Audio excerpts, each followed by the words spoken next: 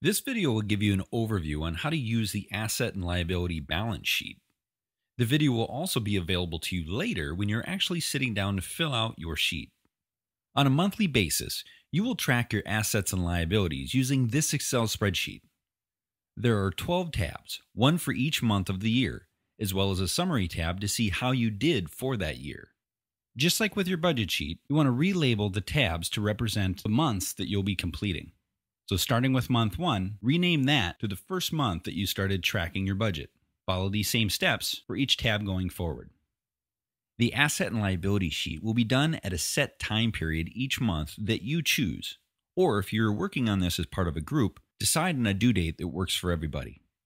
Now let's take a look at the tab labeled month 1. Starting from left to right, you will see that your first job is to figure out your personal assets. If you have a family, this should include your entire household family assets as well. This would include your home, any cars you own, savings or checking accounts, money market accounts, CDs, stocks, mutual funds, retirement plans, or employer plans. Basically anything that's of substantial value. You will use column A for the type of asset. Column B will be the dollar value. Column C will be used for some important information, like your savings rates, or the date your home was appraised, or your 401k match. And column D will be the website that you collected the data from that you will use for the rest of the year. If you own a home, you will figure out your value of your home by your latest appraisal. You can find this from your paperwork if you had a recent appraisal, or by looking at your county property records. This will list the approximate value of your home according to what the county thinks it's worth. If you rent a home, you'll delete this line item and change column A to a different type of asset. If you own a vehicle, you can figure out your value by going to the Kelley Blue Book website. Simply enter your vehicle information and you'll be able to find out the value of your car. In the spreadsheet, enter the type of vehicle that you have, the value, and the date that you looked it up.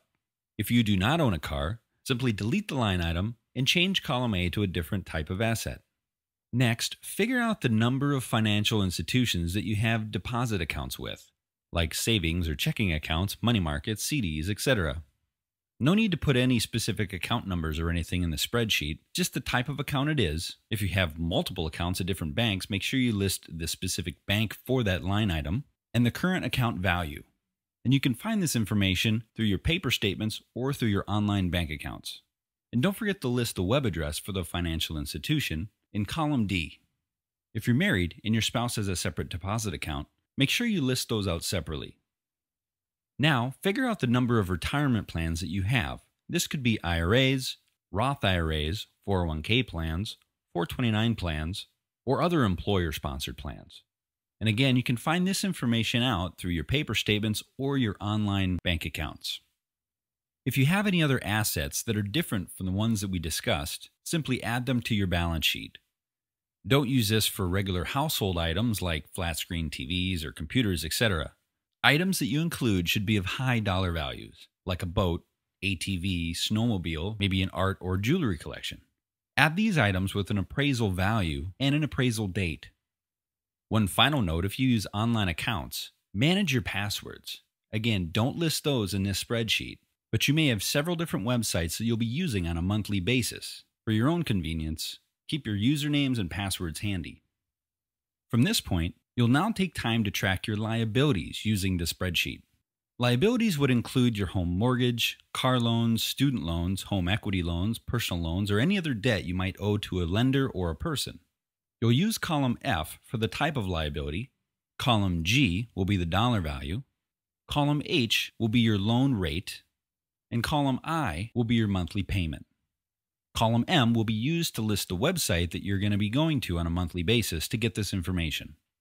Column J through L on the Excel spreadsheet are calculated fields. You won't need to do anything, as it does the loan calculations based on the data that you enter.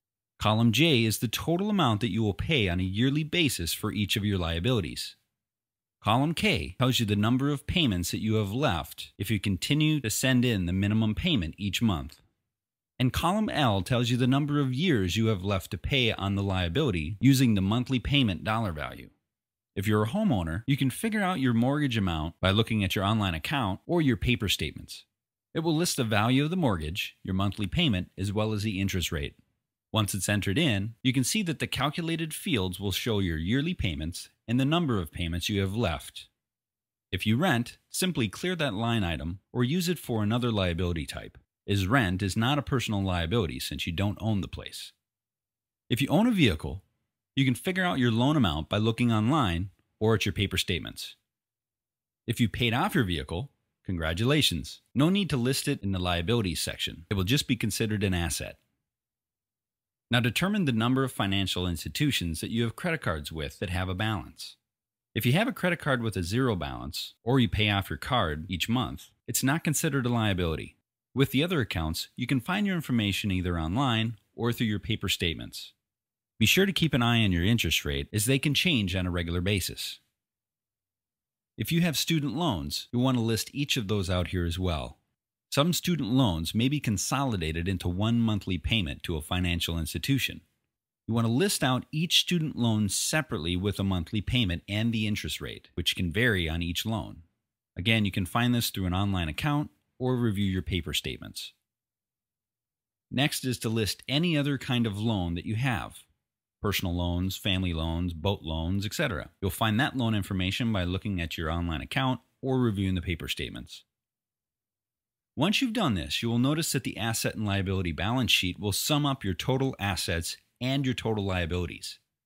From that point, you will see the net, which is your total net worth, assets minus liabilities. The goal for your net worth is to be positive. If your net is negative, that means that you have more liabilities or debt than assets. Another goal for you is to have your net worth increase over the next 12 months and beyond. As a group, each member will be tracked by this number, as well as the total assets and liabilities. The other thing you need to look at is life insurance, which is referred to as dead net. Take some time to find out if your employer provides any life insurance for you.